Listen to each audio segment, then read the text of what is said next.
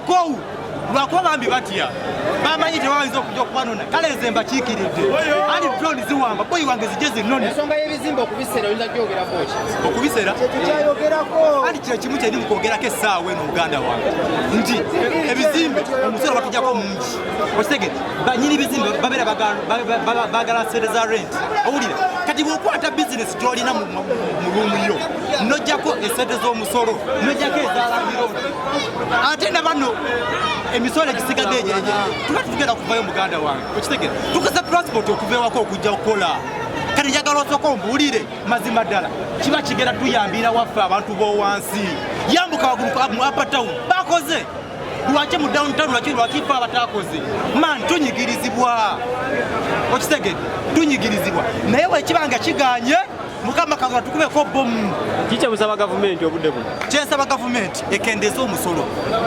goge mazima ekendeza omusolo mungi deliveries ababoda babayimiriza buli lunaku ate kati batabuse bali buli wamu kwalwa paka webali ewakiseka webali wano waguru watoto church webali Kampala road webali nenga boda watukira ekintu kibaje bamugado kituusa babeera bamuyimiza abatunga 10 ndoza nga 2 omulundi omu okitegera oba olusi natabituusa nabikomyawo okuduka naga abanne bali mukuza bipapula byesiri nafsi bimanyi so senga gavumenti egaana okuteeka mu nkola ebirowoozo byammwe bwegaana amazima gakatona muguniye nekyo tetujja kukola paka oba wiiki nambe weerewere tetugenda kukola ekyo kyokikkiriza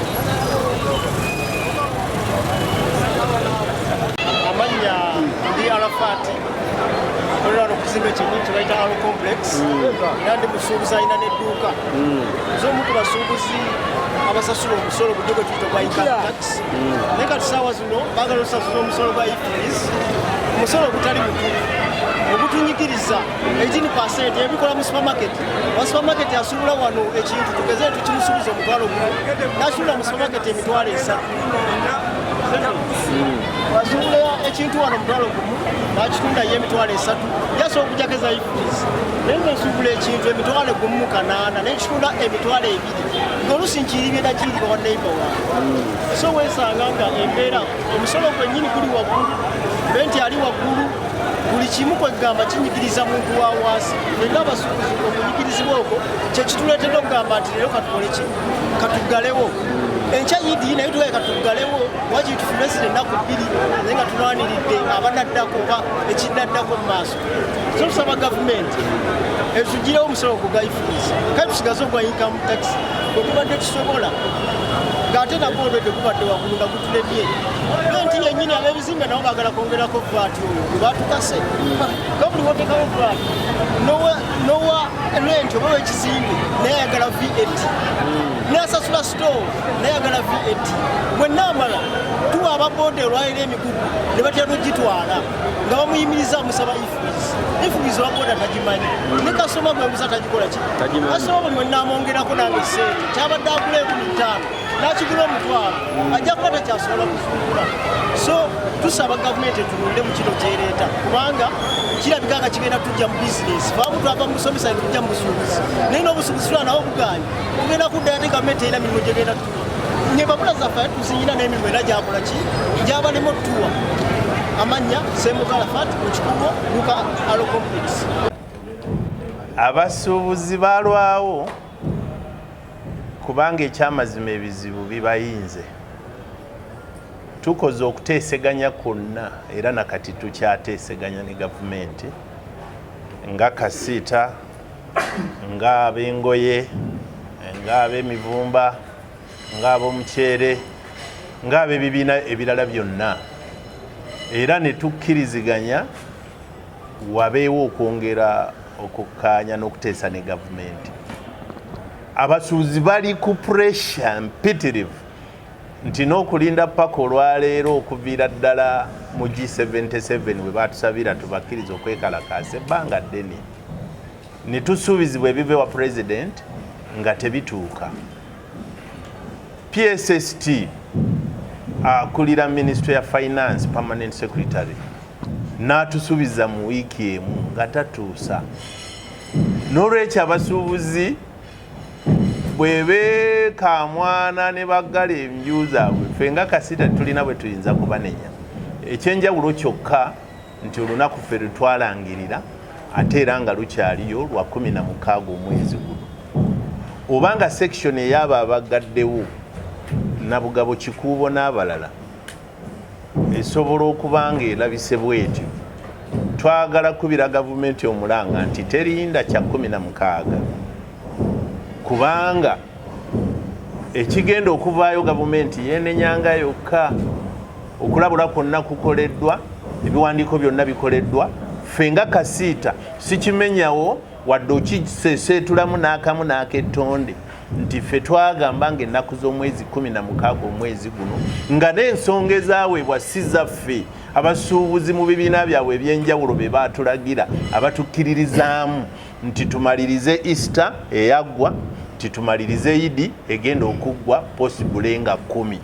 N'olwekyo nga 16 teri kulanga kulala national wide closure. Kino kirimu district zonna Kasiita zeerimu era obubaka bumaze obbatuukako. Kirimu Kampala yennyini, ekitundu kyonna nga toyawuddeeko nti oba Kikuubo oba Haamu oba Nabugabo oba wa, kyonna tugenda kukiggala tukibunize olw'obuzibu abantu bwe balimu. Kakati bano ab'Ekikuubo munnange ennaku eya Ifris tuyimiriza tetuyimiriza, ennaku eya renti okugamba nti Ifris erumye balandiroodi ate eyagala okukeeno ku bantu aba bulijjo, n'okusingira ddala ennaku y'okulemeza omusolo mu kiro omuntu akuyita ebbali n'agamba sikyalinda, sijja kulinda, ffe tuggaddewo. Situjja kwepanka wadde okwewananga Kasiita Uganda nti ekikoleddwa ffe tukimobilizinze. Ekikoleddwa waliwo ttiimu ey'abasuubuzi endala era abaakoze omulimu ogwo. Tetulina na bwe tuyinza kubanenya. Ekintu kyokka ekyaleese obuzibu kwe kuba nti abantu babadde balina okushopinga Idi. Era abalaba bonna bano bambi boolaba abatunda obukaaya, abatunda ekanzu, abatunda enkuufiira, abali mu zihijabu. Si kugamba nti nno tebalumwa. Naye ennaku baasangiddwa nga ne Idi tebalinaawo. Idi ye ssekukulu y'Abasiraamu.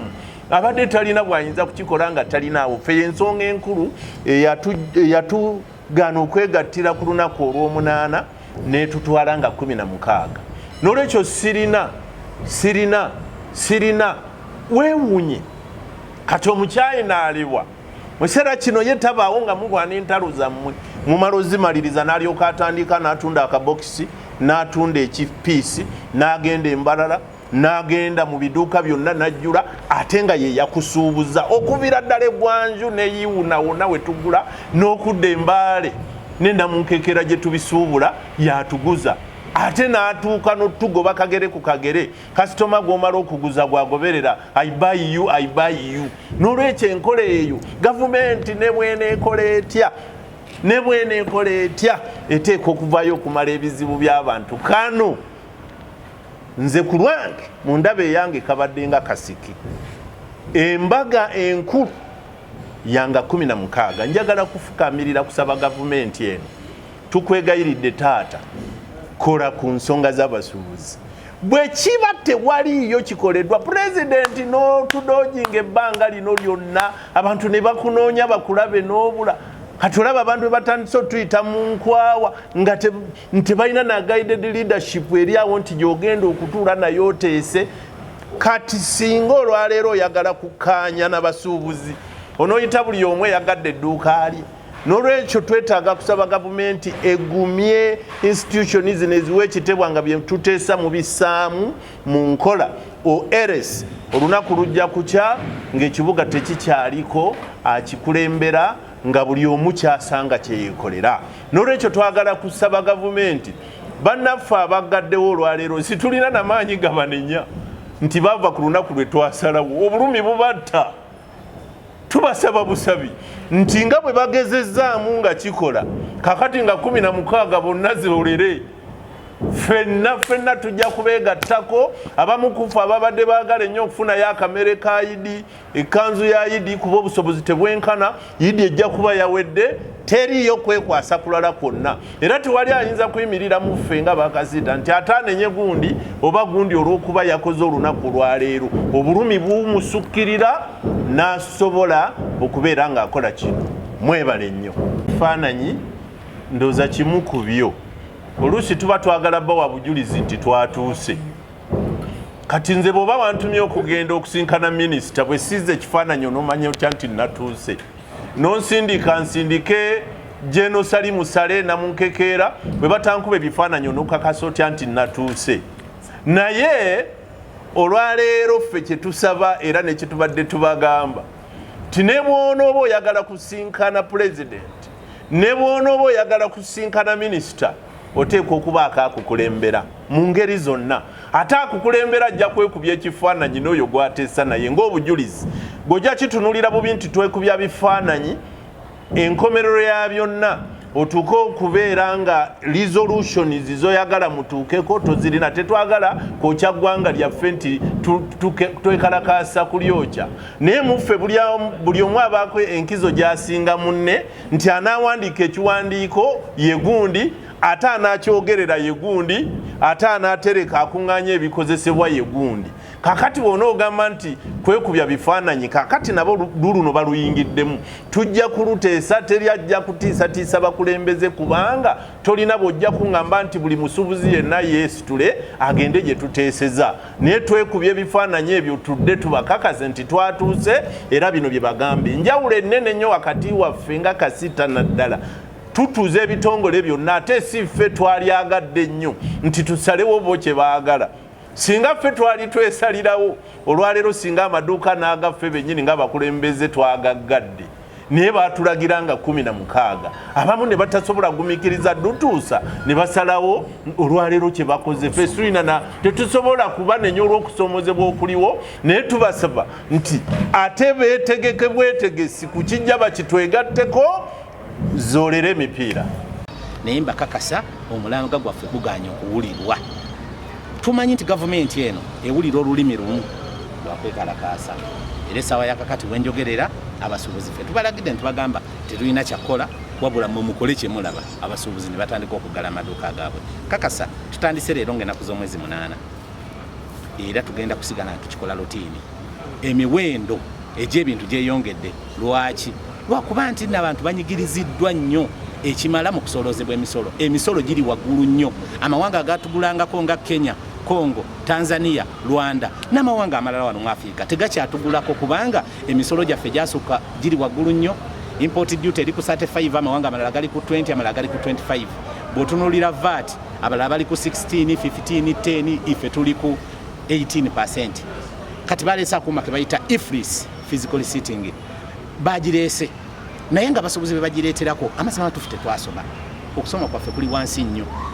Ebizinensi zaagwa dda bo tebaagala kubiwulira naye ng'akuuma ako singa omuntu akakozesa kitegeeza nti n'omuntu atali ligable kugenda ku VAT aba agenzeeko.